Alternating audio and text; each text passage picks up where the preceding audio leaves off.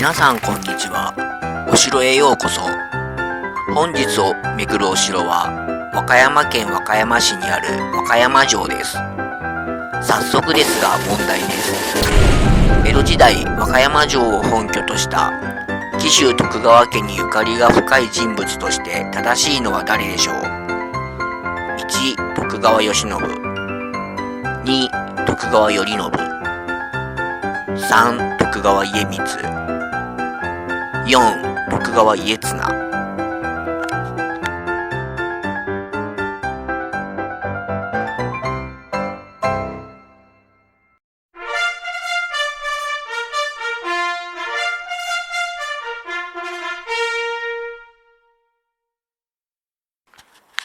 正解は2. 徳川頼信でした。徳川頼信は徳川家康の十男で、1619年、紀州の国55万5千石を与えられ、紀州徳川家の初代藩主となり、和歌山城を本拠地としました。これによって紀州徳川家は御三家の一つとなり、後に将軍を輩出する名家となりました。和歌山城の築城者と主な城主についての話です。和歌山城は紀の川河口の東岸近くに築かれたお城です。築城者は豊臣秀長、豊臣秀吉の弟です。1585年に築かれました。縄張りは秀吉が行い、普請は築城の名人と名高い東堂高虎が当たりました。豊臣秀長は本拠地として現在の奈良県にある大和郡山城を居城としていたため、家臣の桑山重治が城代として入城しました。関ヶ原の戦い後、甲斐の府中から浅野義長が37万6千石の大名として入城します。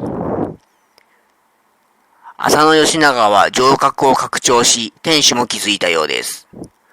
1611年、徳川家康の十男である徳川頼信が、駿河駿府から55万5千石で入堡します。和歌山城は、徳川御三家の紀州徳川家の居城として明治を迎えました。紀州徳川家は14代続きます。ここでクイズです。和歌山城は虎伏山を中心に築かれた平山城です。虎伏山は標高何メートルでしょう。1、18.9 メートル。2、28.9 メートル。3、48.9 メートル。4、148.9 メートル。正解は3の 48.9 メートルでした。天守の立つ虎伏山は2つの橋梁から成り立ちます。西が天守の曲輪があり、東側に本丸跡があります。本丸には徳川時代には御殿が建てられていたようです。和歌山城の天守は連立天守、大天守二の門櫓、乾櫓が建っています。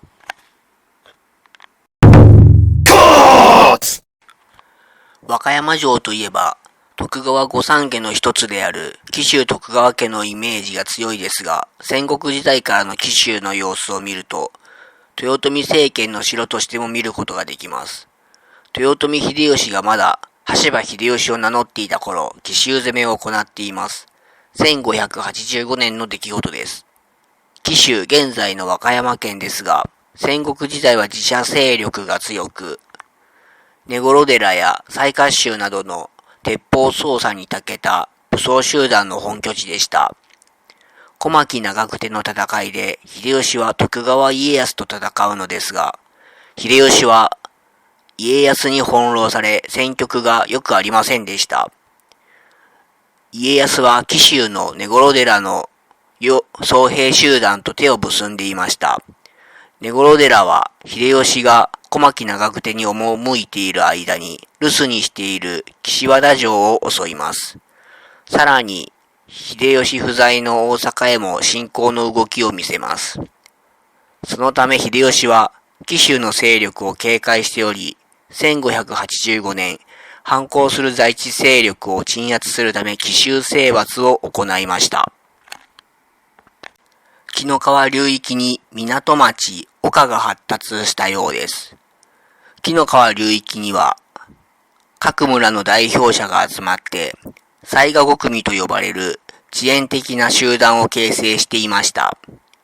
地域内の総論の裁定を行うなど共和国のような状態でした。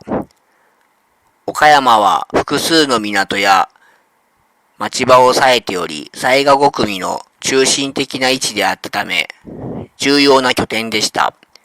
しかし、一つの勢力が政治的、経済的有利なこの地を占有することはなかったようです。秀吉は奇襲攻めの際に、一騎の残党が拠点とする太田城を水攻めします。そして城を落とすと、政治経済の中心でもあった岡山に和歌山城の築城を命じました。弟の秀長に1万人を預けます。そして秀吉が現地に1ヶ月滞在して縄張りを行いました。不審は東堂高虎です。ここでクイズです。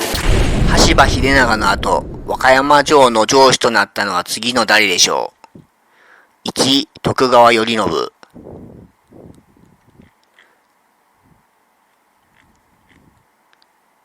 2、浅野義長。3、徳川吉宗。4、徳川家茂。正解は2、浅野義長でした。浅野義長は関ヶ原の戦いの先行で和歌山城の城主となりました。37万6千石です。浅野家は1619年、二代目の浅野長明の時に広島藩に加増転封されます。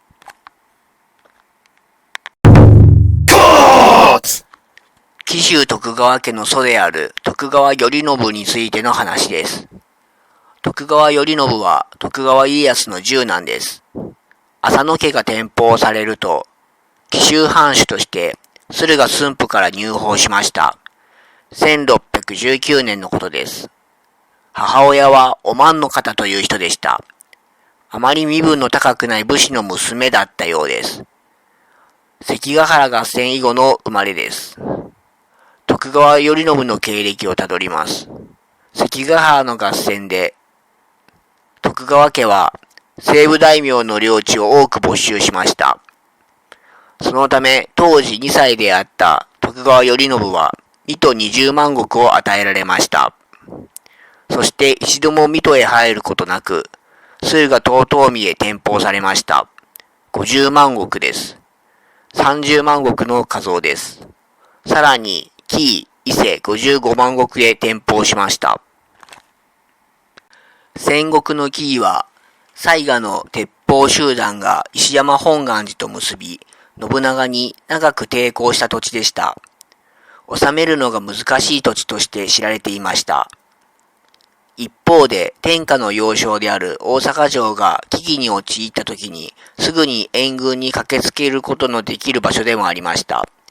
徳川家はこの土地に御三家の一つを置き天下を鎮めました。徳川頼信は紀伊という治めるのが難しい土地を治めるために自ら国に入る前に家臣を派遣しています。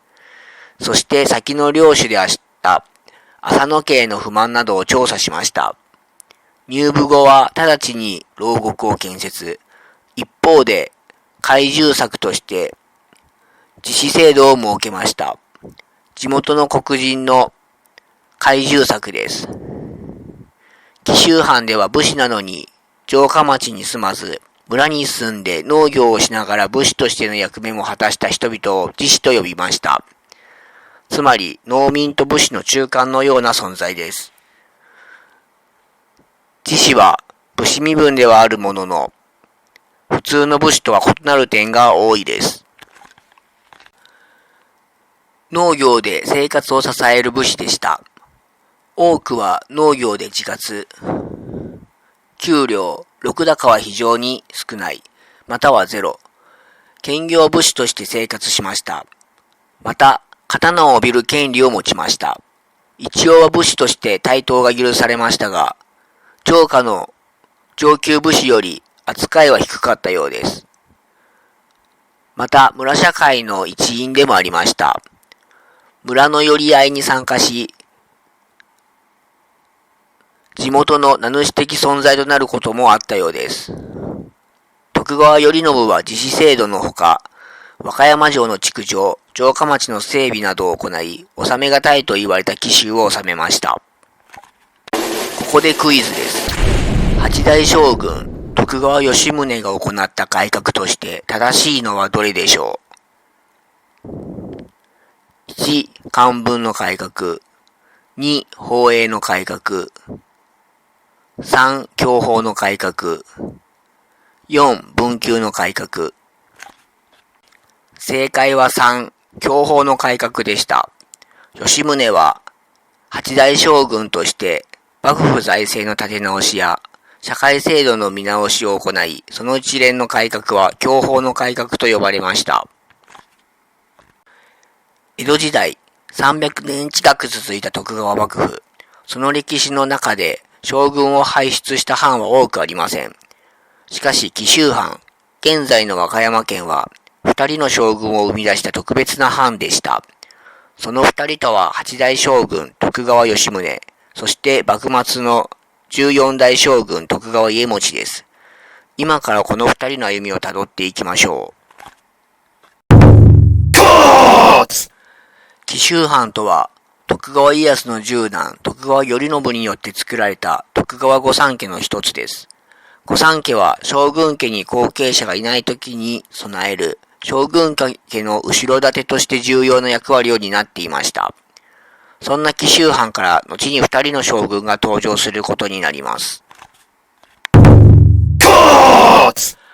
八代将軍徳川吉宗は混乱が続く江戸幕府を立て直した名君として知られる人物です。吉宗が将軍に就任した当時、幕府の財政は厳しく、政治は停滞していました。そこで吉宗は大規模な政治改革、享保の改革を断行します。倹約の徹底、神殿開発の奨励、民の声を聞くための目安箱の設置、そして公正な裁判制度の整備。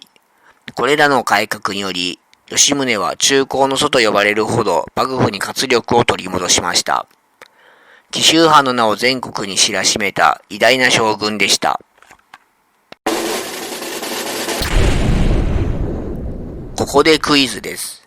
徳川家茂が将軍になった主な理由として正しいのはどれでしょう？ 1. 幕府内の推挙で最年長だったから。2. 血統的に将軍に最も近い立場だったから。3. 軍事力が強く戦上手だったから。4. 朝廷から強く指名されたから。正解は2. 血統的に将軍家に最も近い立場だったから。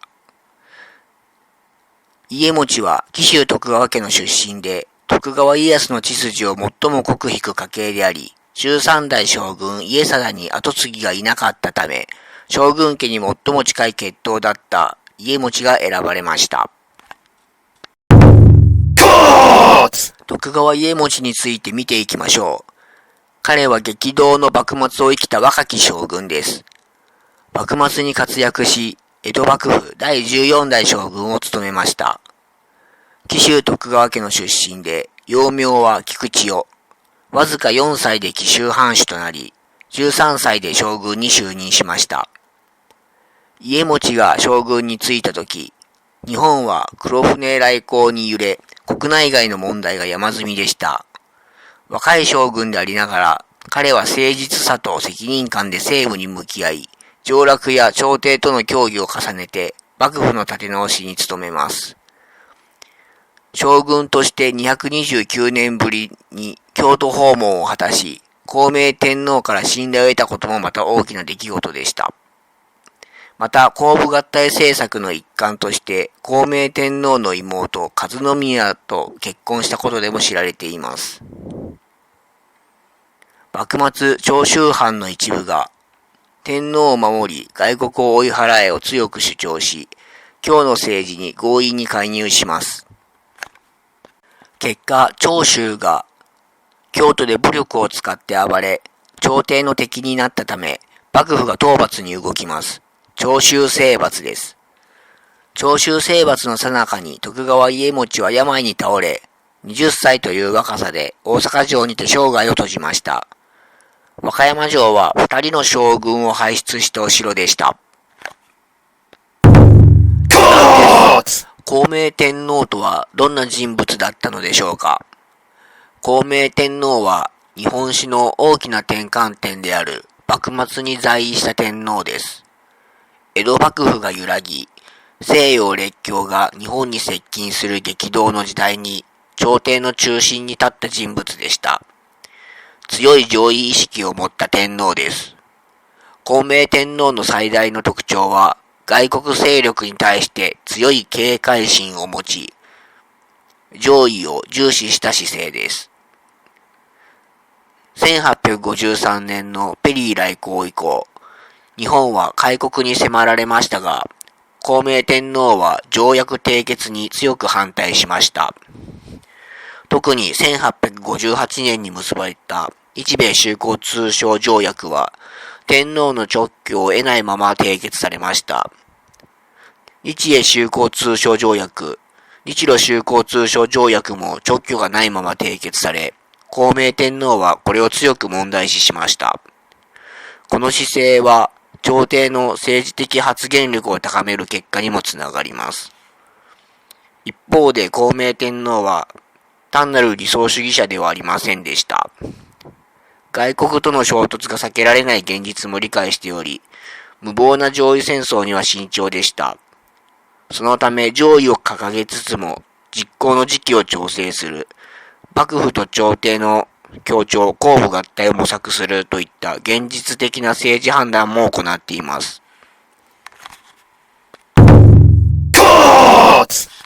孝明天皇は朝廷と幕府が協力して国を守る公武合体を重視しました。その象徴が妹である和宮を第14代将軍徳川家茂に嫁がせた政策です。この婚姻は朝廷と幕府の関係改善を狙ったもので、孝明天皇が政治的安定を強く望んでいたことを示しています。孝明天皇は1867年、36歳という若さで崩御します。その死の直後、日本は大政奉還、王政復古を得て明治維新へと突き進みます。幕末の危機に生まれた協調という選択です。幕末の日本は、内外からの圧力にさらされていました。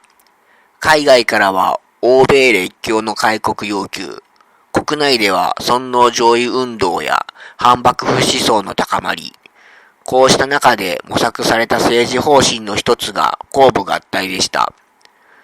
公武合体とは、朝廷と江戸幕府が協力し、国の安定と危機克服を図ろうとする政策です。そしてこの政策の中心人物の一人が第14代将軍徳川家茂でした。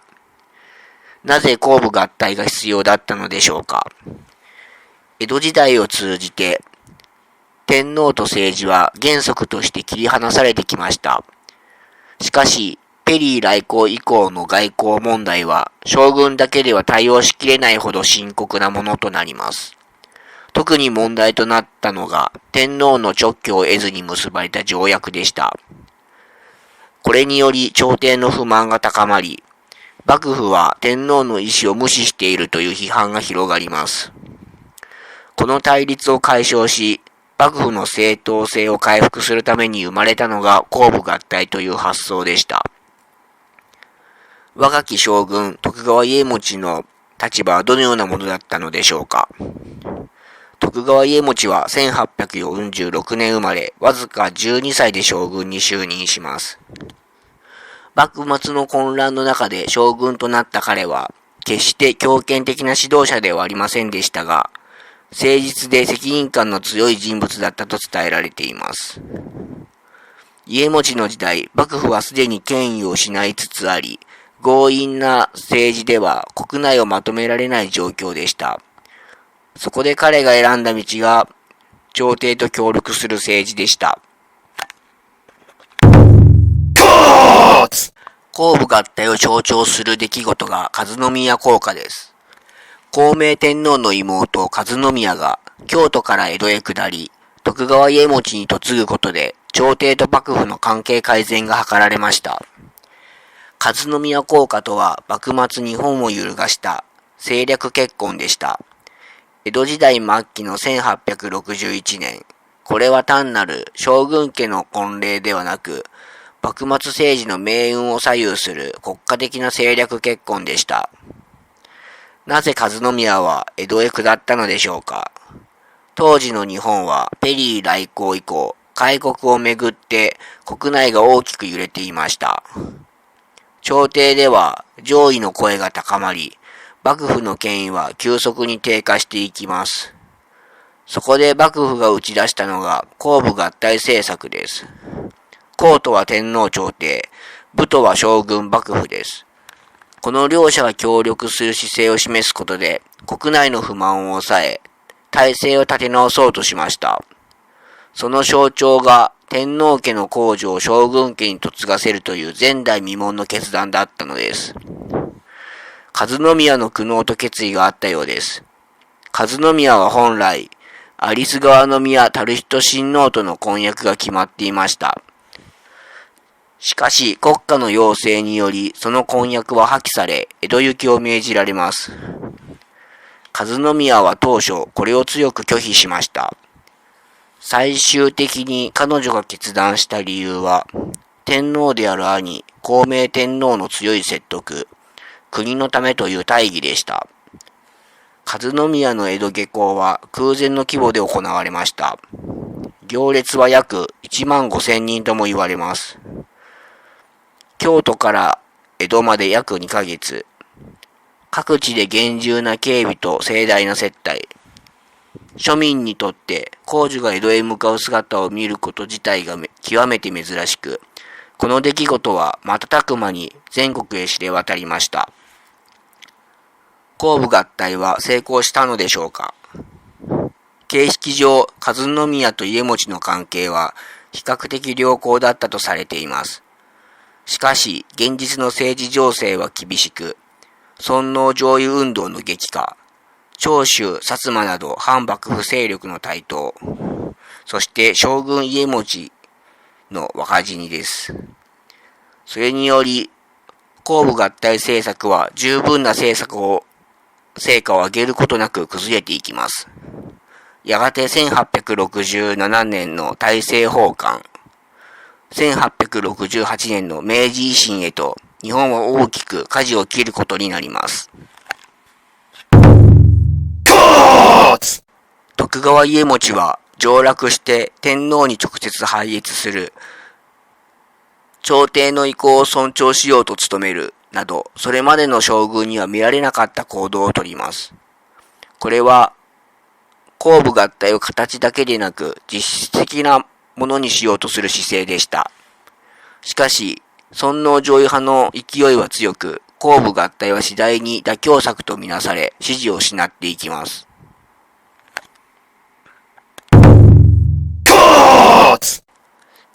結果として公武合体は明治維新を止めることはできませんでした。しかし、それは単なる失敗ではありません。もし公武合体がなければ、朝廷と幕府の対立はさらに激化し、内戦はより早く、より激しく起きていた可能性があります。徳川家茂の時代の公武合体は、日本が急激な崩壊を避けるための時間稼ぎでもあったのです。徳川家茂は、強い権力で押さえつける将軍ではなく、対話と協調によって国をまとめようとした将軍でした。公武合体は最終的に時代の流れに飲み込まれましたが、そこには暴力ではなく協力によって国を守ろうとした若き将軍の苦悩と誠意がありました。幕末という激動の時代を理解する上で、公武合体と徳川家茂の存在は欠かすことのできない重要なテーマだと言えるでしょう。最後までご視聴いただきありがとうございました。今回のお城巡りはいかがでしょうか。ぜひチャンネル登録、高評価ボタンよろしくお願いします。次回のお城巡りは掛川城です。ご期待ください。